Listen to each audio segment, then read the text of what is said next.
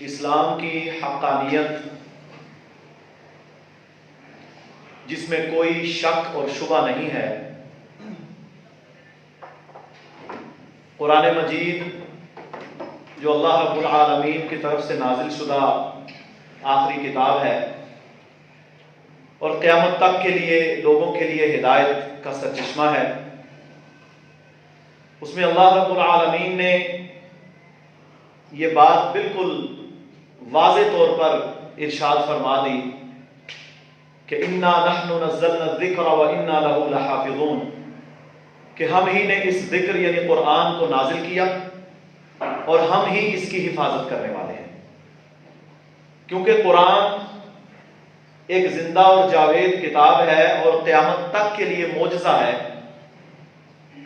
اس لیے نبی صلی اللہ علیہ وسلم کے دور سے لے کر آج تک اور قیامت تک اس کتاب کے خلاف سازشیں ہوتی رہیں اور ہوتی رہیں۔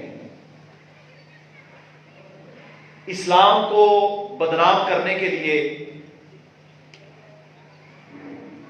اللہ کے دشمن بڑے بڑے پاپڑ بیلتے رہے اور بڑی بڑی سازشیں کرتے رہے، کتاب اللہ کو بھی تختہ مشق بنایا، اسلام پر اعتراضات کیے، سائنٹیفک اعتراضات اٹھائے، لیکن الحمدللہ شروع سے لے کر آج تک ان کو منہ کی کھانی پڑی۔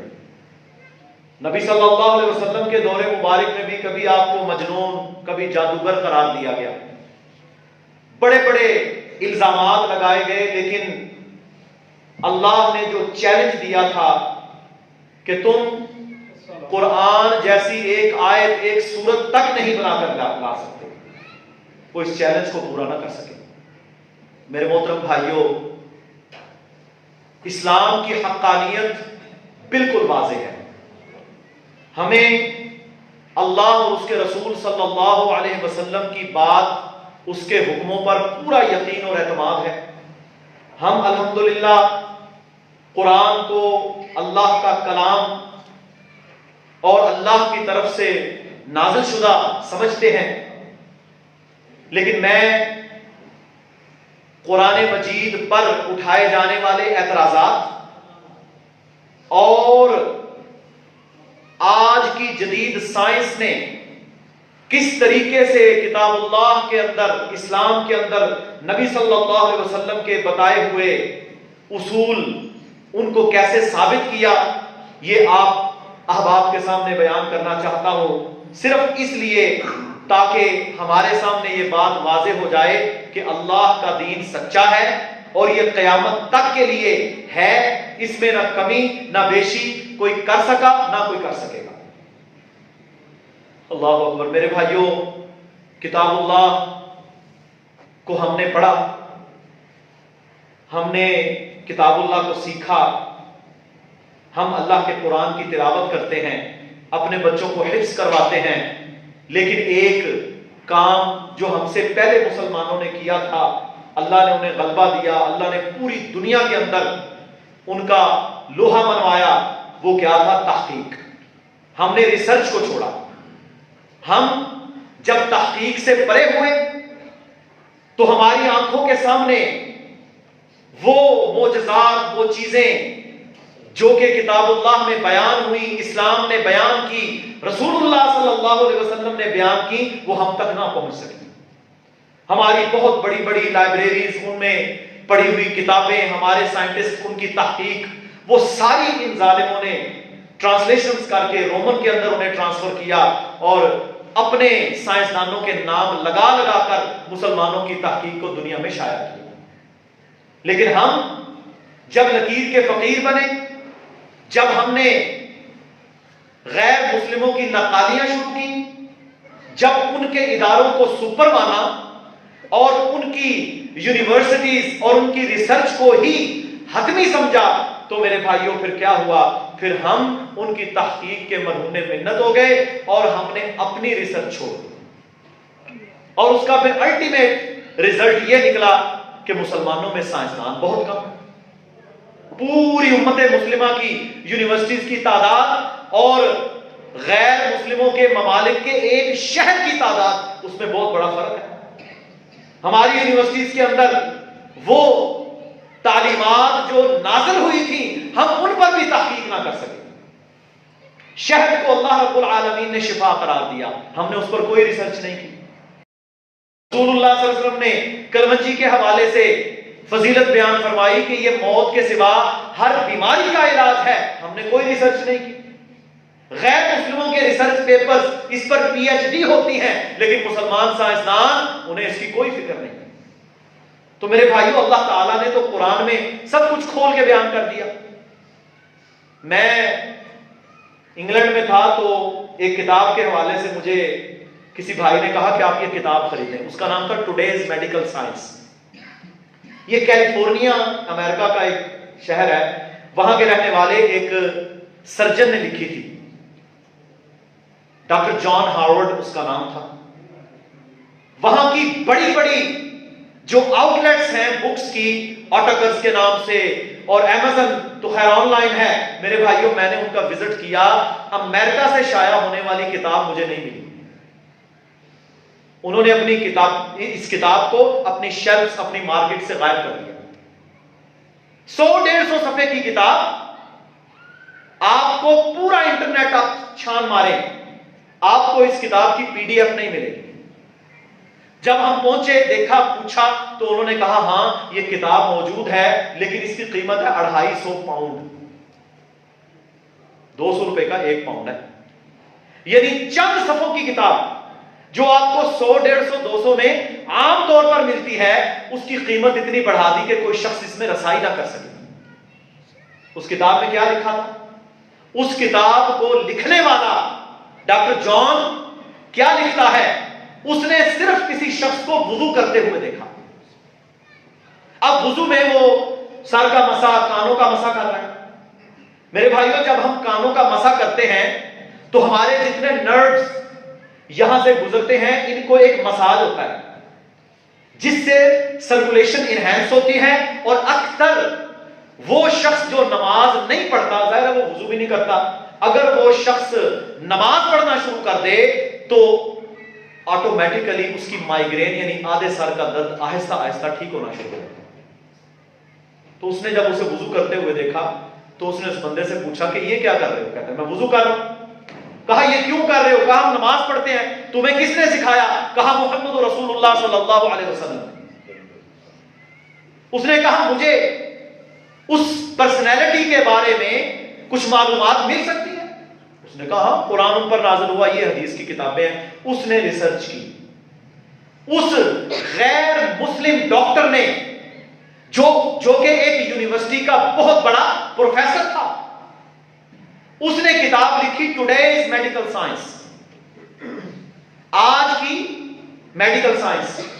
اور میرے بھائیوں, اس کتاب کے اول ٹائٹل کے اوپر وہ شخص لکھتا ہے کہ today's medical science is the changed name of محمد سنہ صلی اللہ علیہ وسلم. کہ آج کی جو میڈیکل سائنس ہے یہ محمد صلی اللہ علیہ وسلم کی سنت کا تبدیل شدہ نام ہے. تبدیل شدہ نام ہے. اب اس میں پھر وہ ریسرچ لے کر آیا, جو اس نے ریسرچ اسلام کو پڑھنے کے بعد کی چند چیزوں کی طرف میں آپ کی توجہ دلاتا ہوں. وہ پتہ کیا کہتا ہے؟ وہ کہتا ہے ہمارے ہاں لوگ کہتے ہیں صحت نہیں بنتی, بڑے مسائل ہیں, صحت خراب ہے, کمزوری ہے, ویکنس ہے. وہ کہتا ہے ویکنس ہونے کی اور بھی بہت ساری وجوہات ہیں, لیکن آپ کی جو جنرل ویکنس ہے باڈی کے اندر, وائٹامنز کی کمی, منرلز کی کمی, پٹھوں کا کھچاؤ وغیرہ وغیرہ, اس میں ایک سب سے بڑا ریزن یہ ہے کہ جب تم لوگ کھانا کھاتے ہو تم اپنی پلیٹ کو صاف نہیں کرتے.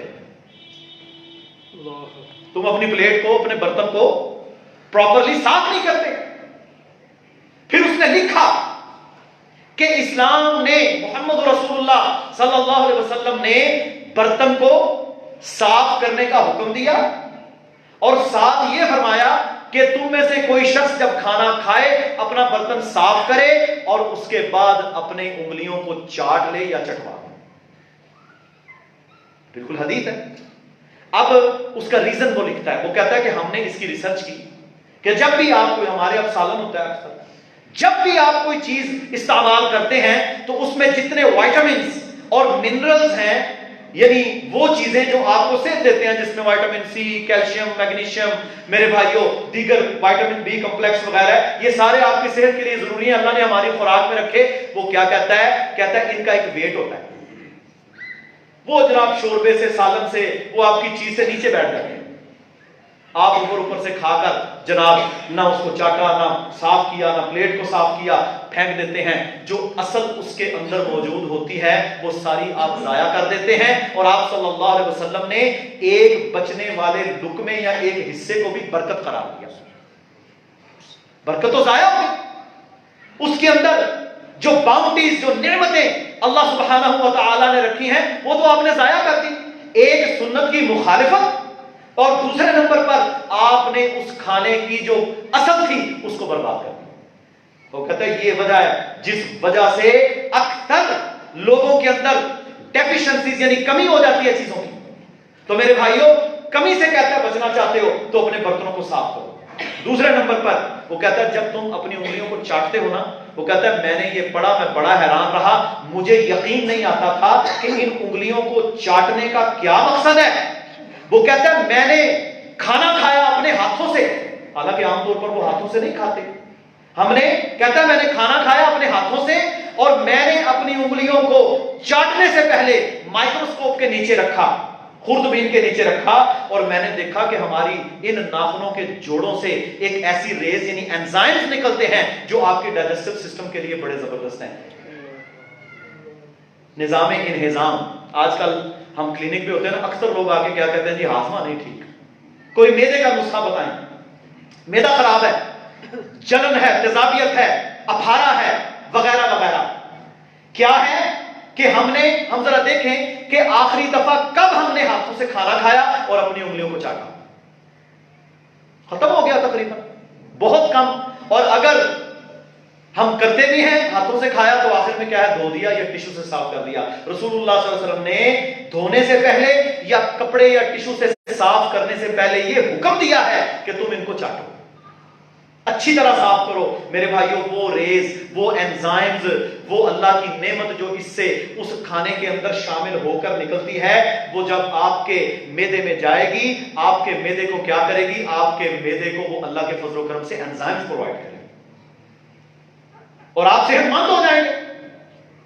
تو یہ چیزیں جب ہم نے چھوڑی، ان چیزوں کو چھوڑنے کی وجہ سے میرے محترم بھائیوں اکثر بیماریاں، ایک تو ہے بیماری بن جانا، دوسرے نمبر پر وہ لکھتا ہے کہ رات کو ہم نے دیکھا کہ ہمارے پاس اکثر مریض آتے ہیں جن کو ہارٹ اٹیک ہوتا ہے سوتے ہوئے۔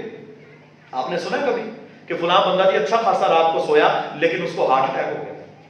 وہ کہتا ہے اس کا سب سے بڑا ریزن ایک ہے کہ تم سوتے ہی ٹھیک نہیں، تمہارا سونا کیا ہے؟ غلط ہے۔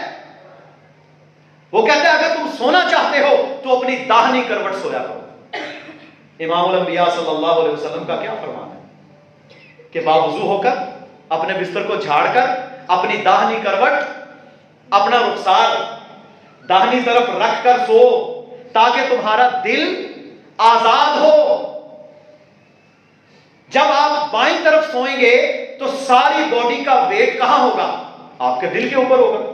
وہ ہارٹ بیٹ جو ہے، دل کی دھڑکن، وہ کبھی اوپر جائے گی کبھی نیچے جائے گی۔ جو بندہ کمزور دل کا ہے، جب اللہ کا امر ہوگا تو ہو سکتا ہے اسے ہارٹ اٹیک ہو۔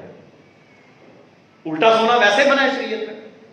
تو میرے بھائیوں، وہ کہتا ہے تم سوتے ہی ٹھیک نہیں، اگر سونا ہے تو داہنی کروٹ سو تاکہ تمہارا دل آزاد ہو، وہ اچھے طریقے سے دھڑکے اور تم بہترین نیند سو کر اٹھو۔ جو بندہ پورے اذکار کر کے سنت کے مطابق دائیں سائڈ پر سوتا ہے، میرے بھائیوں کتنا فریش اٹھتا ہے۔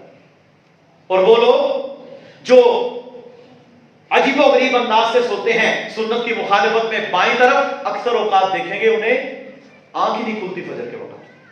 اس کا بھی ایک ریزن ہے کہ جب آپ ہارٹ کے اوپر، دل کے اوپر آپ کے پریشر ہوگا تو میرے محترم بھائیوں اکثر اوقات پھر آپ کو الارم کی آواز نہیں آئے۔ پھر اس نے ایک چیز لکھی، کہتا ہے کہ ہمارے ہاں اکثر یہ مشہور ہے کہ خواتین کروڑوں ڈالرز استعمال کرتی ہیں چیزیں، کیا؟ اپنی کریمز کے لیے، اپنے فیس واشز، دانوں کے لیے، چھائیاں بن گئی جی، یہ بن گیا وہ بن گیا۔ یہ آج کے دور کی دنیا کی تیسری بڑی مارکیٹ ہے. آپ اگر پاکستان کا حساب لگائیں تو صرف اور صرف ان سرخی پاؤڈروں کریموں پر اربوں ڈالر سالانہ ہم خرچ کرتے ہیں، جن میں حلال حرام ہر چیز، ہر قسم کی اشیاء اور اس کی انگریڈینٹس موجود ہوتی ہیں اور ہم لگا رہے ہیں. وہ کہتا ہے وجہ یہ ہے کہ جو مرد کی جلد ہے نا، مرد کی جو اللہ تعالیٰ نے جلد بنائی ہے، اس کے لیے دھوپ اتنی خطرناک نہیں ہے، مرد اسے برداشت کر سکتا ہے. اللہ نے اس کے چہرے کو، اس کے جسم کو دھوپ میں ایکسپوز ہونے والا بنایا ہے. اس لیے ہم نے اکثر دیکھا ہے کہ مردوں کو چھائیاں یا یہ بیماریاں بہت کم ہوتی ہیں، لیکن خواتین کو کہتا ہے جو یہ بیماریاں بنتی ہیں، اس کی سب سے بڑی وجہ یہ ہے کہ ان کے چہرے کے لیے اور ان کے جسم کے لیے دھوپ خطرناک ہے. جیسے ہی ان کے چہرے پر دھوپ پڑے گی، ان کی سکن خراب ہوگی، چھائیاں بنے گی، دانے بنیں گے اور وہ بیمار ہو جائیں گی اور کروڑوں ڈالر کی پھر وہ چیزیں لے لے کے ساری زندگی استعمال کریں گی. اور اکثر اوقات کچھ لوگ تو ایسے ہیں کہ جن کو پھر آرام نہیں آتا، ساری زندگی یہ پروسیس چلتا رہتا ہے. اور میرے بھائیوں وہ جا جا کے بیوٹی پارلرز کے اندر ہزاروں روپے خرچ کر کے آتے ہیں لیکن آرام کوئی نہیں آتا. وہ کہتا ہے اس کا ایک ہی کام ہے، ایک ہی ریزن ہے کہ عورت کو چاہیے اپنے جسم کو چھپا کے رکھے. عورت کو چاہیے اپنے جسم کو چھپا کے رکھے، اس کے جسم کو ایکسپوز نہیں ہونا چاہیے دھوپ کی طرف. اور اللہ تعالیٰ نے قرآن مجید میں واضح طور پر اپنے نبی کے ذریعے ان کی بیویوں کو، ان کی بیٹیوں کو حکم جاری کیا کہ یدنین علیہن من جلابیبہن، کہ وہ اپنے جسموں پر پردے اوڑھ لیں. حکم پردے کا دیا. تو وہ خواتین جو پردہ نہیں کرتی، وہ خواتین جو اپنے جسم کو ایکسپوز ہونے سے نہیں بچاتی، پھر وہ میرے بھائیوں لاکھوں کی کریمیں بھی استعمال کر لیں، ان کو کوئی فائدہ نہیں ہوگا. اسی طرح میں ریسرچ کر رہا تھا تو ایک لیکچر ایک کینیڈا کے سائنٹسٹ کا میں نے سنا، یوٹیوب پہ بھی موجود ہے. انہوں نے یہ لکھا کہ تقریباً 70 سال قبل اس بات کی ریسرچ ہوئی ہے کہ انسان کا یہ جو دماغ ہے نا، اگلا حصہ، اسے بولتے ہیں پری فرنٹل ایریا، یہ جو اگلا حصہ ہے دماغ کا، وہ لکھتا ہے کہ یہ اگلا حصہ جو دماغ کا ہے، یہی وہ پارٹ آف دا برین ہے جس کے اندر شیطانی خیالات، قتل، ظلم، جبر، غصب، سارے میرے بھائیوں یہاں سے چیزیں پیدا ہوتی ہیں. یہ اس سائنسدان نے لکھا. اب میرے بھائیوں جب اس سائنسدان نے یہ ریسرچ کی، اس نے قرآن نہیں پڑھا تھا، حدیث نہیں پڑھی تھی، شریعت نہیں پڑھی تھی، لیکن یہ اس نے ریسرچ کر لی اپنی تحقیق سے کہ انسان کے دماغ کا جو اگلا حصہ ہے، سارے شیطانی کام کہاں سے پیدا ہوتے ہیں؟ پری فرنٹل ایریا. اللہ اکبر. اب سورہ علق، سورہ اقرأ بسم ربک الذی خلق، اس میں اللہ تعالیٰ نے کیا فرمایا؟ کلا لئن لم ینتہی لنصفعا بالناصیہ. فرمایا نہیں، اگر یہ کافر باز نہ آیا تو ہم اس کی پیشانی کے بالوں سے پکڑ کر اسے گھسیٹیں گے. ناصیۃ کاذبۃ خاطئہ، وہ پیشانی جو جھوٹی اور خطا کار. اللہ نے تو قرآن میں 1440 سال پہلے یہ نازل کر دیا تھا کہ یہی پیشانی ہے جو جھوٹی اور خطا کار ہے. حالانکہ سجدہ بھی یہ پیشانی کرتی ہے، لیکن اللہ نے کیا فرمایا؟ ناصیۃ کاذبۃ خاطئہ، یہ وہ پیشانی ہے جو جھوٹی اور خطا کار ہے. کتنا واضح میرے بھائیوں، سائنس کو آج پتہ چلا. اللہ نے فرمایا والجبال اوتادا، ہم نے پہاڑوں کو میخوں کی طرح گاڑ دیا. ہم نے پہاڑوں کو کیلوں کی طرح زمین میں گاڑ دیا. اسٹرونومسٹ کو آج سے 80-90 سال پہلے پتا چلا ہے کہ جتنا پہاڑ زمین کے اوپر ہے، اتنا ہی پہاڑ تقریباً زمین کے اندر بھی ہوتا ہے. اور اللہ رب العالمین نے اپنی پاک کتاب کے اندر میرے بھائیوں کتنا عرصہ پہلے یہ نازل فرما دیا. یہ قرآن کی، اسلام کی حقانیت کی دلیلیں ہیں، اور ان دلیلوں کو پڑھ کر، ریسرچ کر کر جب دنیا کے بڑے بڑے سائنٹسٹ جب انہوں نے یہ ساری تحقیقات کی تو پھر جملہ ایک ہی بچا تھا، کہتے ہیں اشہد ان لا الہ الا اللہ و اشہد ان محمد رسول اللہ. ہم گواہی دیتے ہیں کہ اللہ کے علاوہ معبود کوئی نہیں، اور ہم یہ گواہی دیتے ہیں کہ محمد علیہ الصلوۃ والسلام اللہ کے سچے رسول ہیں۔ یہ ہے قرآن اور اسلام کی حقانیت جو ہم نے دنیا کے سامنے پیش کرنی ہے۔ لیکن ہم نے ایسے نوجوان، ایسے اسکالرز، ایسے ریسرچ سائنٹسٹ پیدا کرنے ہیں جو کتاب اللہ پر، سنت رسول اللہ صلی اللہ علیہ وسلم پر تحقیق کریں۔ جب وہ تحقیق کریں گے تو پھر اللہ کے فضل و کرم سے ان کے اوپر ایسے ایسے حقائق، ایسی ایسی تحقیقات آشکار ہوں گی کہ وہ تصور نہیں کر سکتے، اور دنیا کے سامنے آپ ان چیزوں کو رکھیں، آپ دنیا کے سامنے ان چیزوں کو رکھیں۔ اور میرے محترم بھائیوں، آج ہم نے ہر میدان کے اندر انشاءاللہ اسلام کی سچی دعوت کو لے کر کھڑا ہونا ہے، لیکن اس کا پہلا کام یہ ہے کہ ہمارے نوجوان، ہمارے پڑھے لکھے، وہ اپنے آپ کو ایجوکیٹ کریں۔ ان کے پاس یہ نالج ہونا چاہیے، ان کے پاس کمپیریزن کرنے کے لیے ریسرچ ہونی چاہیے۔ جتنا وقت وہ سوشل میڈیا پر بے حیائی میں، فحاشی میں، وقت ضائع کرنے پر، فتنے دیکھنے پر گزارتے ہیں، اتنا وہ تحقیق کریں، اپنا ایمان بھی بڑھائیں اور لوگوں کو بھی اسلام کی سچی دعوت دیں، لوگوں کو بھی اسلام کی سچی دعوت ان تک پہنچائیں۔ اور جب ان تک سچی دعوت پہنچے گی میرے محترم بھائیوں، پھر اللہ کے فضل و کرم سے یہ اسلام ساری دنیا میں پھیلتا چلا جائے گا۔ آج بھی پھیل رہا ہے، لیکن ہمارے کردار اس میں کم ہیں۔ ہم نے اپنی زندگیوں کو صدقہ جاریہ اللہ کے فضل و کرم سے بنانا ہے۔ اور میرے بھائیوں، اللہ کا قرآن، اس نے آج سے 1440 سال پہلے پورا ریپروڈکٹیو ہیلتھ کا نظام بیان کیا۔ بچے کی پیدائش، پریگننسی کے، کنسیونگ کے سارے سٹیپ، اس کا دنیا میں آنا، ایک ایک میرے بھائیوں سٹیپ رب العالمین نے بیان کیا۔ اور میرے محترم بھائیوں، آپ دیکھ لیں کہ جدید میڈیکل سائنس نے 100-125 سال پہلے اس کو ثابت کیا۔ پہلے تو یہ مانتے ہی نہیں تھے، پہلے تو یہ مانتے ہی نہیں تھے، اور جب ان کے سامنے حقائق واضح ہوئے، سکیننگز انہوں نے کی، تو پھر اللہ رب العالمین نے جو سارا تسلسل بچے کی پیدائش کا بیان کیا ہے، یہ اس کو ماننے پر مجبور ہو گئے، اس کو ماننے پر مجبور ہو گئے۔ اور میرے بھائیوں، کتاب اللہ تو اتنی انسانوں کو عزت دیتی ہے، اس میں اللہ رب العالمین نے اتنا غلبہ رکھا ہے۔ جب آپ تحقیق کر کے، جب آپ اس کا علم پڑھ کر آگے کھڑے ہوتے ہیں، پھر میرے بھائیوں یہ تبدیلی لے کر آتی ہے، دنیا کو چینج کرنے والی بک ہے یہ۔ ہم نے ایک جگہ پر سٹال لگایا، انگلینڈ کا واقعہ ہے میرے بھائیوں، وہاں کچھ غیر مسلم خواتین آئیں، کچھ مسلم خواتین آئیں، چند مسلم خواتین آئیں۔ ہم نے ان سے پوچھا کہ آپ نے اسلام قبول کیا، یہ پردہ، یہ گلوز، یہ اپنے جسم کو چھپانا، اس کے بارے میں آپ کا کیا خیال ہے؟ آپ نے اس سوسائٹی کے اندر یہ کیوں اختیار کیا؟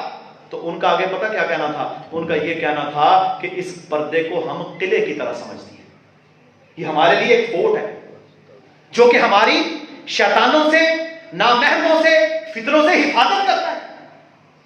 آج نئے مسلمان ہونے والے وہ پردے کو اختیار کریں، اور جو پرانے مسلمان ہیں وہ پردے اتارنے کی تحریکیں چلائیں، وہ پردے کے خلاف پروپیگنڈے کریں، وہ ڈسکریج کریں مسلم خواتین کو کہ وہ پردہ اختیار کریں۔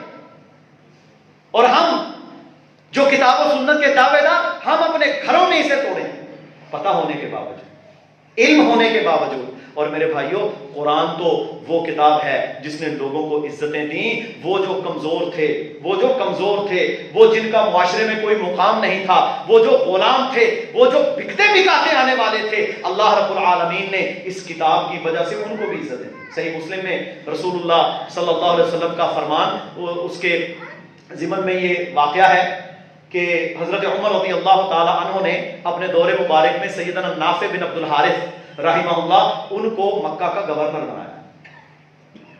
جب ان کو مکہ کا گورنر بنایا تو کسی مقام پر آپ سفر کی نیت سے نکلے تو دیکھا کہ نافع بھی وہاں پر موجود ہیں۔ پوچھا کہ آپ یہاں کیا کر رہے ہیں؟ اب دیکھیں نا، امیر المومنین کی یہ ذمہ داری ہے کہ انہیں پتا ہو کہ ان کے سارے جو گورنرز ہیں وہ کیا کر رہے ہیں۔ تو پوچھا آپ کیا کر رہے ہیں یہاں؟ کہا مجھے بھی کوئی کام تھا جی، میں آیا، اپنے پیچھے قائم مقام کسے چھوڑ کر آئے؟ یہ سوال کیا سیدنا عمر رضی اللہ تعالیٰ عنہ نے۔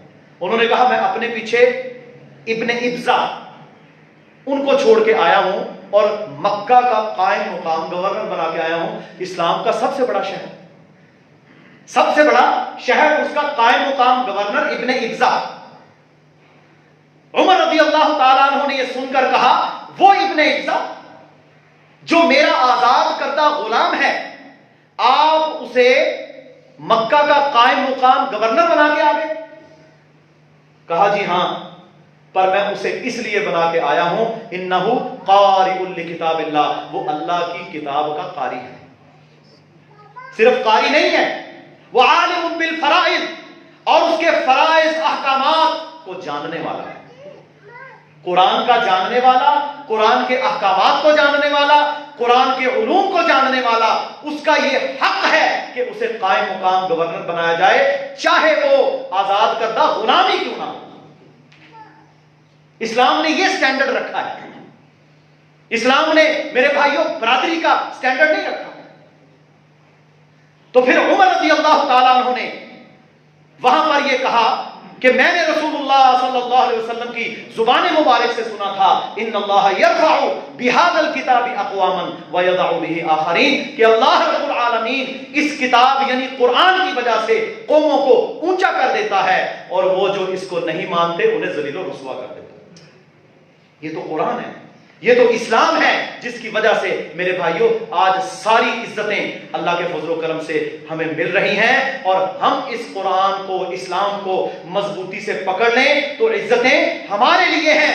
آج کا پیغام یہ ہے کہ میرے بھائیوں، نوجوانوں، ساتھیوں، ہم نے انشاءاللہ ہر شعبے کے اندر اللہ کے دین کو ثابت کرنے کے لیے، قائم کرنے کے لیے، اللہ کے دین کو پھیلانے کے لیے محنتیں کرنی ہیں. اور اس کا دروازہ کھلے گا تحقیق سے. ریسرچ، تحقیق کریں، پڑھیں، کمپیئر کریں. کتاب اللہ کی ایک ایک آیت پر جب آپ ریسرچ کر کے آگے بڑھیں گے، آپ کو انشاءاللہ دنیا کی ہر سائنس نگو نظر آئے گی، دنیا کے سارے نظام آپ کو نیچے نظر آئیں گے. پھر آپ پورے وثوق کے ساتھ، پورے ایمان کے ساتھ، پورے توکل اور یقین کے ساتھ اپنی دعوت کو دنیا کے سامنے پیش کر سکتے ہیں. اور پھر آپ کی یہ سچی دعوت، یہ سچی دعوت، یہ اللہ کے فضل و کرم سے پوری دنیا میں پھیلتی چلی جائے گی. بڑے بڑے میرے بھائیوں 9/11 ہوئے، یہ ہوا، وہ ہوا، لیکن اسلام پھر بھی بڑھتا ہی چلا گیا. جوں جوں اسے روکنے کی کوششیں ہوئی، ویسے ویسے یہ آگے چلتا چلا گیا. اب تو اللہ تعالیٰ نے ان لوگوں کے اندر سے ایسے لوگوں کو کھڑا کر دیا جو سینکڑوں کی تعداد میں ہیں، جنہوں نے کتاب اللہ کو پڑھا، جنہوں نے دنیا کی تعلیم بھی حاصل کی، جنہوں نے مدینہ اور دیگر یونیورسٹی سے جا کر اسلام بھی سیکھا، اس کو سیکھ کر دنیا میں پھیلایا، دنیا میں اس کو پھیلانے کے لیے محنتیں کی، جدوجہد کی، اور آج الحمدللہ وہ کامیاب ہیں اور ایک ایک بندہ 200 300 لوگوں کو مسلمان کر رہا ہے.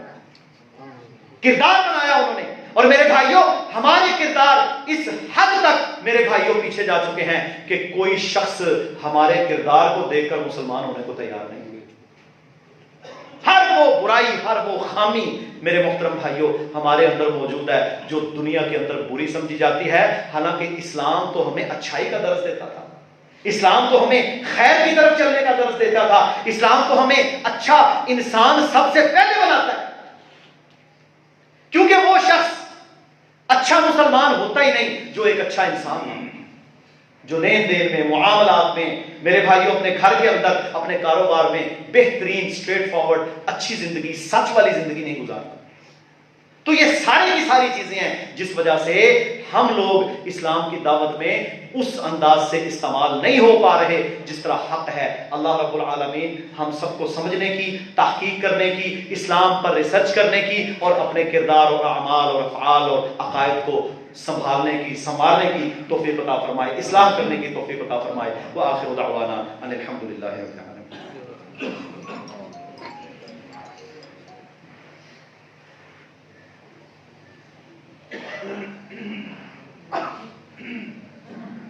ان الحمد لله نحمده ونستعينه ونستغفره ونعوذ بالله من شرور انفسنا ومن سيئات اعمالنا من يهده الله فلا مضل له ومن يضلل فلا هادي له.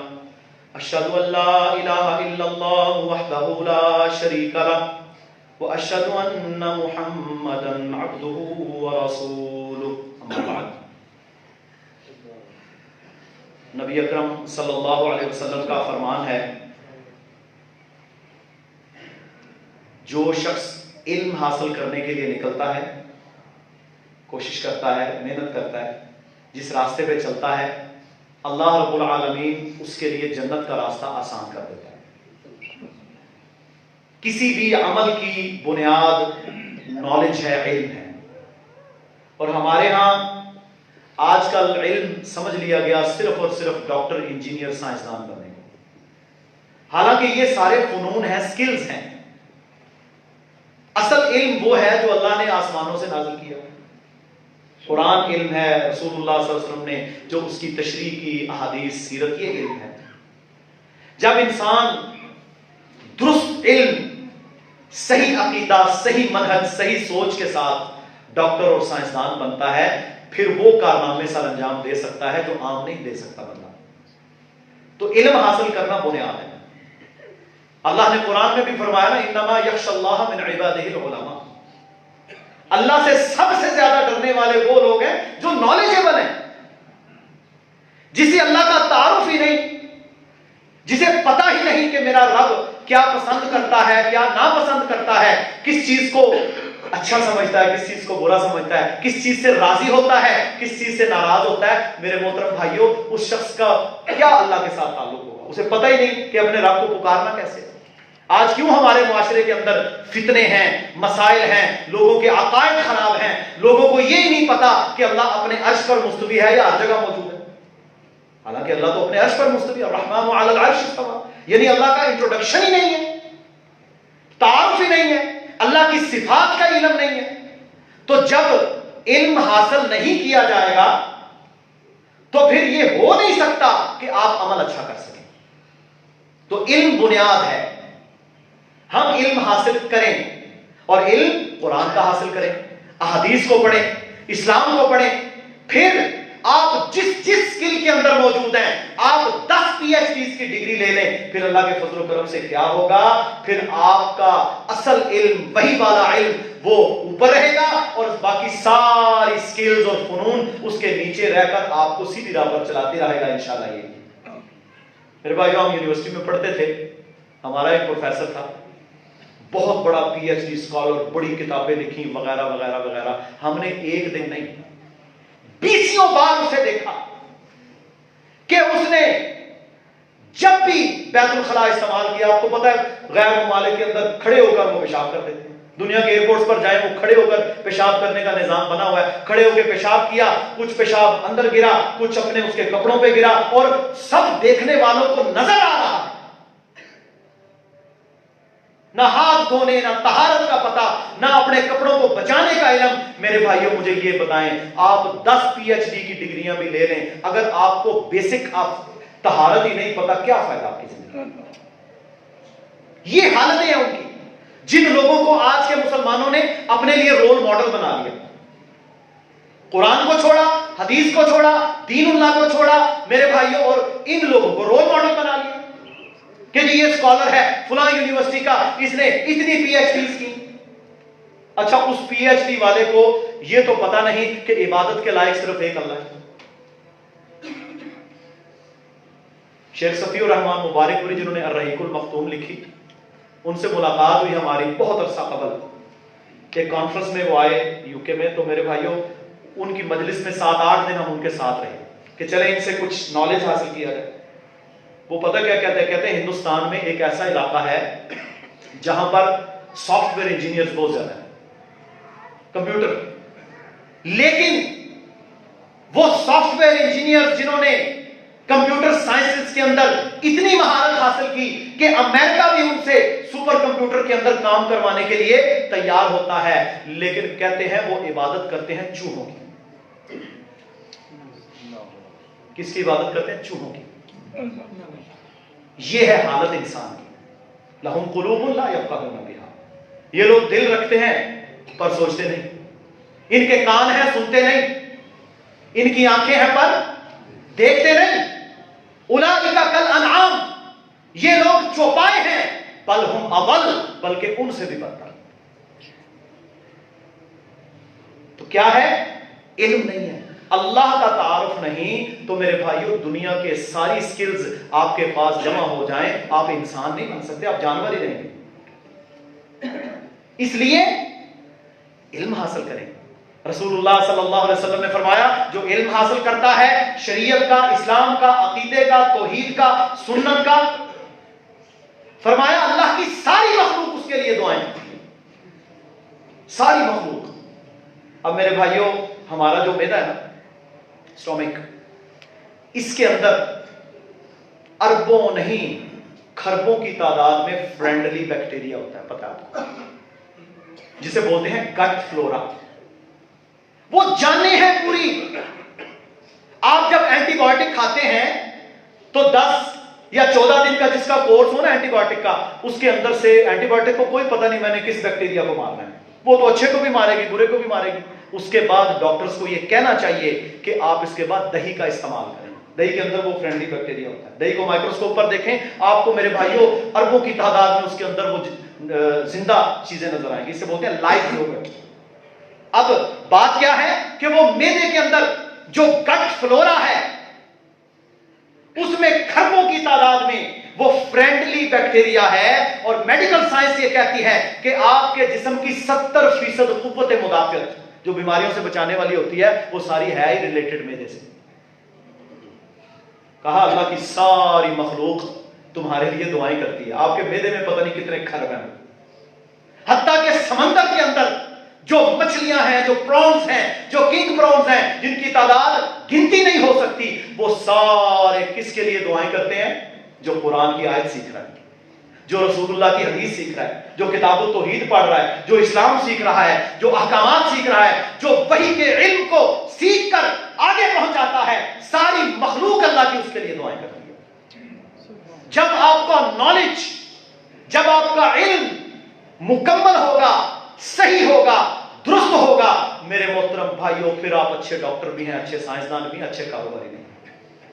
اور اگر آپ کی بیس خراب ہے، اگر آپ کا بیسک نالج کوئی نہیں، اگر آپ کی بیس میں درست نالج شامل نہیں ہے، پھر آپ کبھی بھی نہ اچھے خامد بن سکتے ہیں، نہ اچھے انسان بن سکتے ہیں، نہ اچھے ڈاکٹر انجینئر بنیں گے۔ آپ پیسہ بنانے والی مشین تو بن جائیں گے، لیکن انسان، وہ انسان جو رول ماڈل محمد رسول اللہ صلی اللہ علیہ وسلم کو بناتا ہے، وہ نہیں بن سکتے۔ اور آج کا سب سے بڑا مسئلہ میرے محترم بھائیوں یہ ہے، ہم نے قرآن، حدیث، اسلام کا علم حاصل کرنا بند کر دیا۔ ہم نے پتا کیا، وہی جس طرح یہود و نصارہ کرتے تھے، صرف اور صرف ان کے مولوی اور بڑے بڑے سیکھیں گے۔ آج ہماری بھی یہ حالت ہے، قرآن پڑھا ہے، ہم جمعہ والے دن سورہ کہف پڑھنے کو تیار ہیں، احادیث پڑھنے کو تیار ہیں، چھوٹی موٹی سیرت کی کتب آج تو پی ڈی ایف فائل کے اندر ہماری فنگر ٹپ کے اندر اوپر سارا کچھ موجود ہے، ہم اسے اختیار کرنے کو بالکل تیار ہیں۔ پھر علم نہیں ہوتا، چھوٹے چھوٹے مسائل اور احکامات کا بھی ہمیں علم نہیں ہوتا، پھر میرے بھائیوں کیا ہے، مسائل، پریشانیاں بنتی ہیں۔ اولاد کیوں نافرمان ہے، اسے پتہ ہی نہیں میرے باپ کے حقوق کیا ہیں۔ باپ کیوں زیادتی کرتا ہے، ایک کو زیادہ دوسرے کو کم، اسے پتہ ہی نہیں کہ اولاد کے حقوق کیا ہیں۔ میاں بیوی آپس میں کیوں لڑتے ہیں، انہیں پتہ ہی نہیں کہ میوچل رائٹس کیا ہیں۔ یہ سارے حقوق، یہ سارے فرائض کب ملیں گے؟ جب آپ دین کا علم حاصل کریں گے۔ یہ صرف علماء کا کام نہیں ہے، یہ ہم سب کی ذمہ داری ہے۔ ہم اگر دنیا میں پنچایتیں میرے بھائیوں ان میں بیٹھتے ہیں، ہم بڑے سیاسی ہیں، لیکن ہمیں دین کی بیسکس کا علم نہیں ہے، سمجھ لو آپ ناکام ہیں، کچھ نہیں آپ نے حاصل کیا، کیونکہ آپ کو تو بیسکس کا بھی نہیں پتا۔ اس لیے نالج یہ بیس ہے، ہم نے انشاءاللہ علم کی بنیاد پر اپنی زندگی کی بنیاد رکھنی ہے۔ عقیدہ بھی درست ہوگا، منہج بھی درست ہوگا، اعمال اور افعال بھی درست ہوں گے، اور انشاءاللہ پھر آپ دنیا کے ہر شعبے میں کامیاب ہو جائیں گے۔ اللہ رب العالمین کہنے والے اور سننے والوں کو عمل کرنے کی توفیق عطا فرمائے۔ اللہم اغفر لنا وللمؤمنین والمؤمنات والمسلمین والمسلمات والف بین قلوبہم واصلح ذات بینہم وانصرہم علی عدوک وعدوہم۔ اللہم لعن الکفرة الذین یصدون عن سبیلک ویکذبون يكذبون رسلك ويقاتلون أولياءك اللهم خالف بين كلماتهم وزلزل أقدامهم وأنزل بهم بأسك الذي لا ترد عن القوم المجرمين اللهم انصر الإسلام والمسلمين اللهم أعز الإسلام والمسلمين اللهم انصر المستضعفين في كشمير اللهم انصر المجاهدين في كل مكان اللهم انصرهم واحفظهم ربنا آتنا في الدنيا حسنة وفي الآخرة حسنة وقنا عذاب النار سبحان ربك رب العزة عما يصفون وسلام على المرسلين والحمد لله رب العالمين.